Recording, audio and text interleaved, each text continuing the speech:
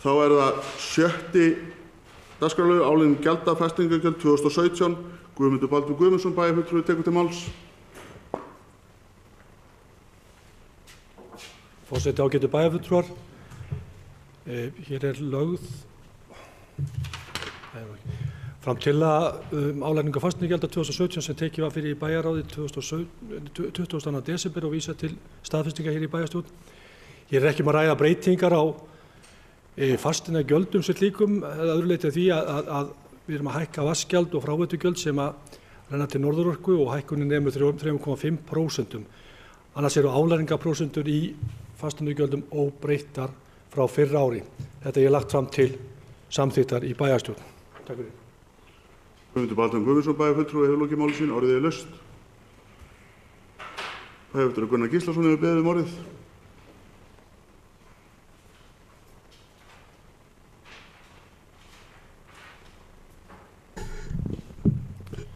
Forseti, ágætu bæjarfulltrúar, ég skal kannski rétt að nefna það eins í þessu sambandi. Við erum í ákveðinni samkeppni hérna við nágrannasveitarfélögin á vissum sviðum. Og eitt það að fasteignagjöld eru til dæmis mun lægri á atvinnuhúsnæði hér í nágrannasveitarfélögunum, svo munar töluverðu miðað við það sem hér á Akureyri. Mér finnst þetta býsna athyglisvert í ljósi þess að við náttúrulega viljum byggja upp atvinnustarfsemi hér á Akureyri, en við vitum að því að nú þegar allavega eitt fyrirtæki hefur flutt sig yfir til Hörgársveitar, meðal annars hugsanlega vegna þessa. Og þá má velta því fyrir sér hvort að önnur fyrirtæki jafnvel velti þessu möguleika fyrir sér í framtíðinni ef fram heldur sem horfir. Þetta bara svona rétt umhugsunarefni fyrir okkur því að við erum með 1,65% í álagningu og meðan að þessi sveitarfélög eru með 1,2%. Þetta munar þegar fram í sækir. En ég ekki með þessu að koma hér með tillögu breytingu á álagningunni. Ég held við þurfum allavega að halda vöku okkar gagnvart þessu efni með tilliti til þessara staðreynda sem ég nefndi hérna áðan. Takk. Bæjarfulltrúi Gunnar Gíslason hefur lokið máli sínu. Guðmundur Baldur Guðmundsson, bæjarfulltrúi, hefur beðið orðið. Forseti, ágætu bæjarfulltrúar. Ég tekið undir þetta sem bæjarfulltrúi Gunnar kemur inn á. Þetta er áhyggjuefni og við þurfum eitthvað að væntanlega að skoða, ekki væntanlega, við þurfum að skoða þetta, hvernig þetta er hér í nágrannasveitarfélögum í kringum okkur. Og það kannski eitt af því bara sem við höfum þá líka verið í þessu umræðu bara þetta svæði. Af hverju erum við með þetta í mörgum sveitarfélögum? Af hverju erum við ekki með þetta eitt sveitarfélag? Og nægðum þar örugglega fram hagræðingu í rekstri okkar. Það sem kannski hefur verið að bíta okkur á síðustu árunum, það að við náttúrulega höfum verið með þessi gjöld óbreytt vegna þess að reksturinn hefur verið þungur og erfiður og við höfum kannski ekki haft svigrúm til að lækka þetta.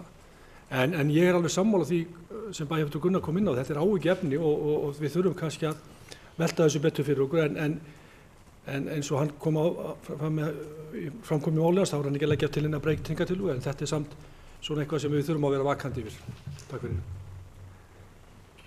Bæjarfulltrúi Guðmundur Baldur Guðmundsson hefur lokið máli sínu. Orðið laust. Bæjarfulltrúi Preben Jón Pétursson hefur beðið orðið.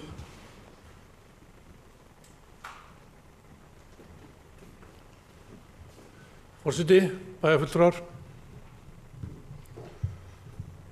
Fasteignagjöld bara ein af skottunum sem við erum með og sjálfsögðu höfum að hafa þau ef það tekið lindi sem bærinn þarf. En það einn hópur, einn hluti af fasteignum sem við sem mér finnst mætti hækka töluvert á. Það eru fasteignir sem í eigu annarra heldur en bæjarbúa, sem búa ekki í samfélaginu.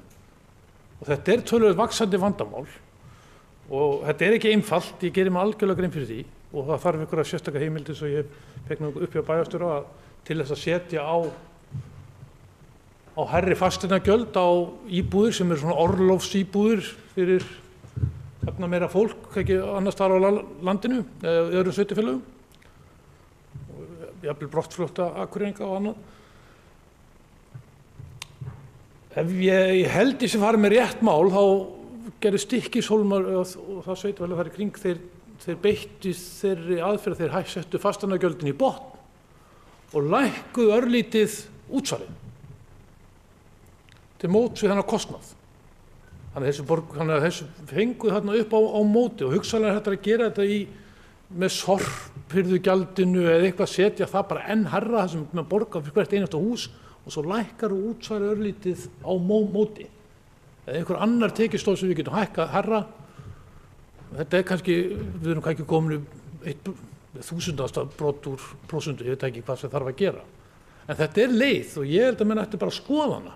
Því þetta ógnar svolítið samfélaginu þegar mikið af húsum á besta staði í bænum standa tóm. Og þetta getur skekkt líka verulega þegar við erum í uppbyggingu varðandi skólahverfi og annað. Kannski er þetta einn af hlutunum að það er ekki vinsælt fyrir að eiga íbúð hérna á Eyrinni fyrir eitthvað stutta að labba í bæinn, búur annars staðar frá, en okkur gengur ekkert að endurnýja á Eyrinni, það er kannski ekkert allar íbúðir lausar. Þetta getur orðið ógn. Og þá þurfum við að fá okkur að tekjur á móti af þessum íbúðum. Þá er kannski einn leið að hækka einhverstaðar tekjustofnana sem eru það við kringu fasteignar og lækka pínlítið útsvarið á móti þannig að bæjarbúar finna ekki fyrir því. Takk fyrir. Bæjarfulltrúi Preben Jón Pétursson hefur lokið máli sínu. Næst tekur til máls bæjarfulltrúi Baldvin Valdimárson.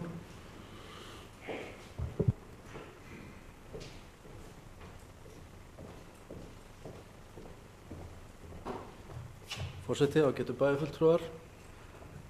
Alltaf gaman þegar bæjarfulltrúi Preben kemur hérna og segir eitthvað skemmtilegt. Við þurfum samt að passa okkur á viltið. Ef ég maður rétt að þá getur það skaða verulega framlög okkar og jöfnunarsjóði ef við lækkum útsvarið. Þannig að ég held að hugmyndirnar hjá bæjarfulltrúa Preben sé mjög góðar en kannski leiðin ekki alveg jafn góð og við ættum kannski að stíga svolítið varlega til jarðar þegar við ætlum að gera einhverjar svona kerfisbreytingar. Takk. Bæjarfulltrúi Baldvin Valdimárson hefur lokið máli sínu. Ég ætla að biðja Sigríði Huldu Jónsdóttur varaforseta að taka við stjórn fundarins og gefa mér orðið.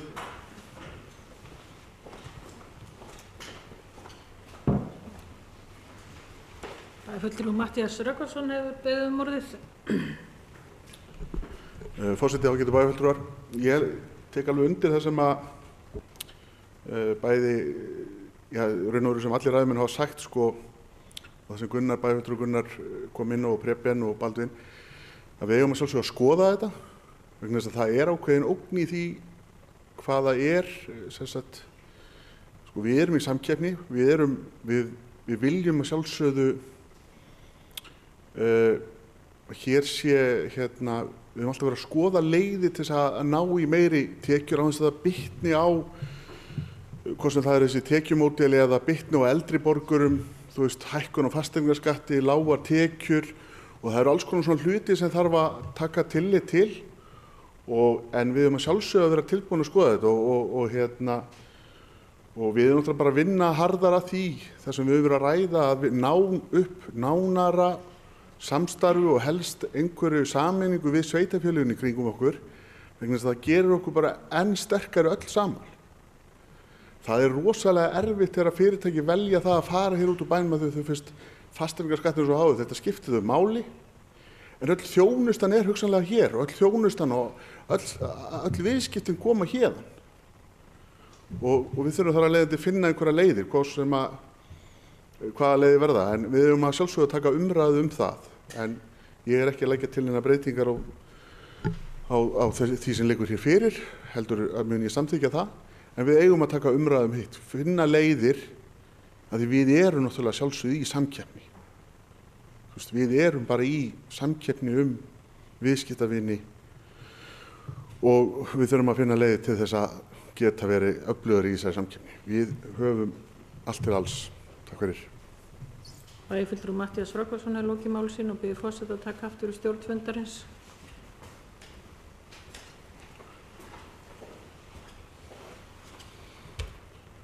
Orðið er laust. Bæjarfulltrúi Eva Hrund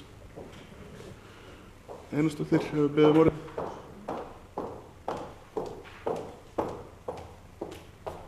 Forseti og ágætu bæjarfulltrúar, bara fyrst við erum komin í þessa umræðu samkeppnishæfi og svona, þá langar mig að leggja það til að ég veit að það var gert hérna allavega árið 2004 þá var samkeppnishæfi Akureyrarbæjar skoðað miðað við önnur sveitarfélög á gagnvart fyrirtækjum. Þá var skoðað til dæmis fasteignaverð og hvað rafmagnskostnaður væri, vatnskostnaður og bara allt sem tengist því að hafa fyrirtæki staðsett hér á Akureyri. Að mér vitandi hefur þetta ekki verið unnið síðan þá og líklega ekki heldur að atvinnuþróunarfélaginu eftir upplýsingum sem bæjarfulltrúi Baldvin hefur gefið mér. En mér finnst þetta mjög mikilvægt fyrir okkur að vita það hvar við stöndum með við önnur sveitarfélög, ekki bara með fasteignaskattin, heldur með allt það sem tengist því að reka fyrirtæki hérna á Akureyri. Bæjarfulltrúi Eva Hrund Einarsdóttir hefur lokið máli sínu. Bæjarfulltrúi Preben Jón Pétursson hefur beðið orðið.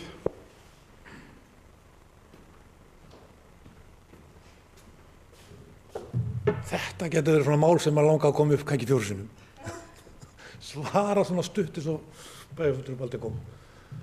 Ég átta mig alveg á því að útsvarspróf hefur áhrif á jöfnunarsjóð, þó ég skilji ekkert í hvernig jöfnunarsjóð virkar yfir höfuð, svona almennt, og þú getur notið seinni umræðu tíman til að fara í gegnum það saman og útskýrt það. Það taka tíma umræðu því. En ég á eiginlega bara við það að við þurfum að hugsa þetta aðeins öðruvísi. Það eru aðrar leiðir.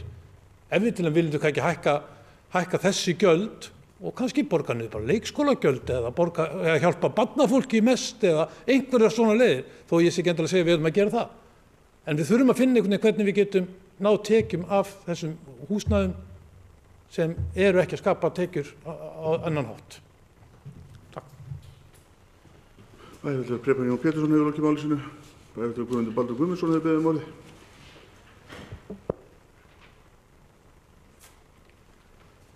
Forseti ágætu bæjarfulltrúar, við náttúrulega erum að ræða hér fasteignagjöld og meiri skattlækningu, en það sem að vekur athygli mína þegar ég er að bera saman akkúrat nágrannasveitarfélögin, að þá erum við kannski hæstir í fasteignagjöldum og atvinnuhúsnæði, en samt eru nágrannasveitarfélög þau eru aðeins herri þegar kemur að íbúðarhúsnæði. Og þá kemur akkúrat stóra málið, það er náttúrulega líka bara fasteignamatið.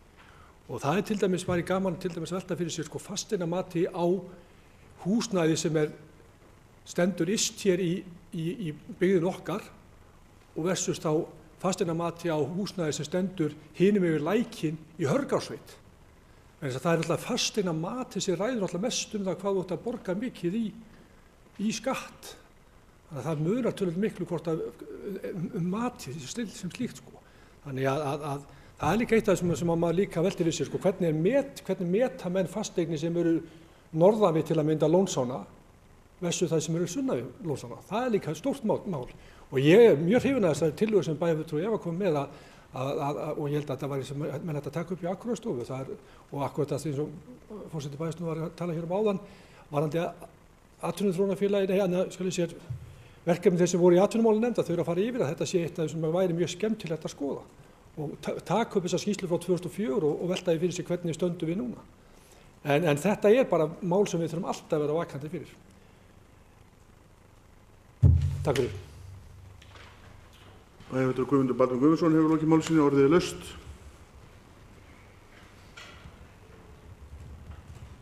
Það sem ekki fleiri á hvert sér hljós, þá göngum við til atkvæðagreiðslu. Þessi geta samþykkt framlagða tillögu, þessi gefið merki. Samþykkt samhljóða með 11 atkvæðum.